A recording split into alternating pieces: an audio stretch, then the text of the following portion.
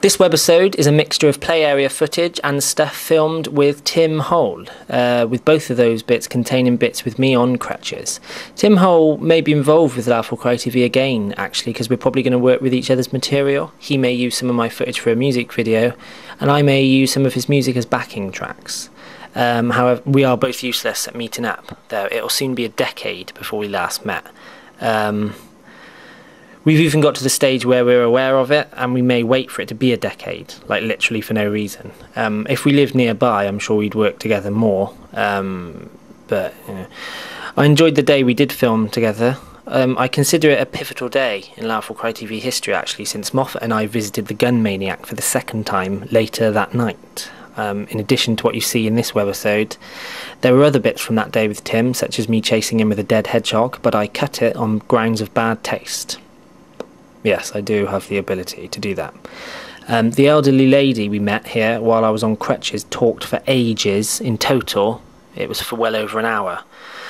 And the topics were really varied as well, such as Roman Catholicism. The death slide on crutches was pretty dangerous.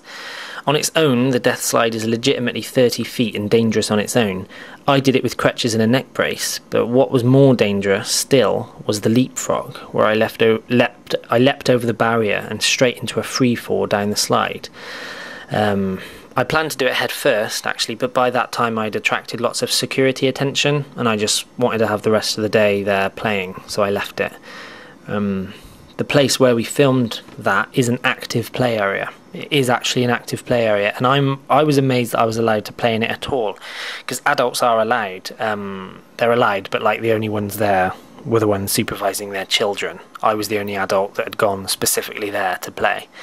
I don't really understand why adults grow out of things like that. I'm so pleased it allows adults. I go there most summers with my family, actually.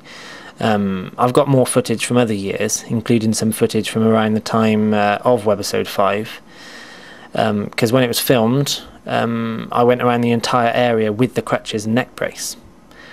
And an announcement was made over the PA system for my capture. The security guards wanted to capture me because the area is so big, security didn't know where I was. But when they found me, there was the brilliant scenario of them thinking I was a special needs person, and all their authority went out the window, which happens regularly. People think I've got something wrong with me, even if I don't have a neck brace or crutches. For the record, in answer to the question, do ball pools break your fall when you land in them? The answer is no. They're like sand and boxes. It's more painful than it looks. There was a scene in this ball pool, actually, where I encouraged kids to fight with balls in the ball pool.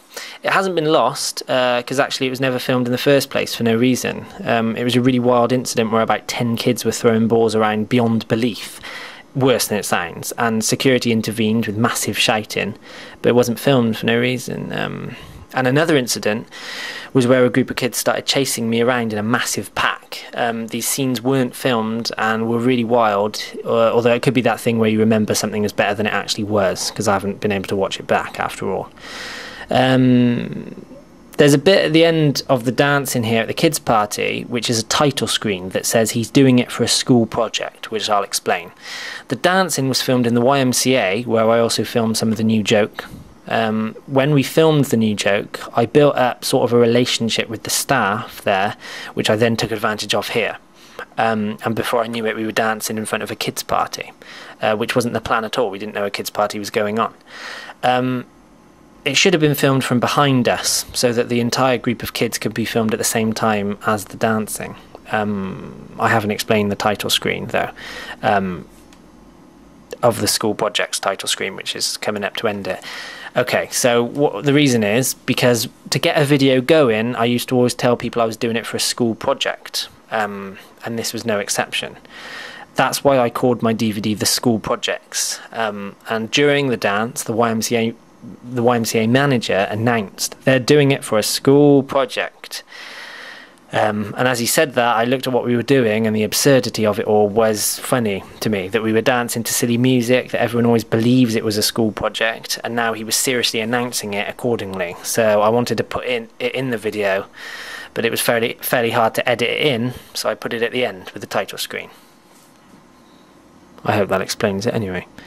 That's the end. Goodbye. Right, if you're still listening, can I actually apologise for that commentary? It's probably one of the worst read out ones so far.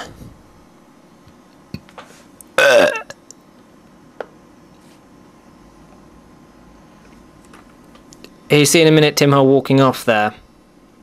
I normally always want to take it further than anyone else is interested in doing.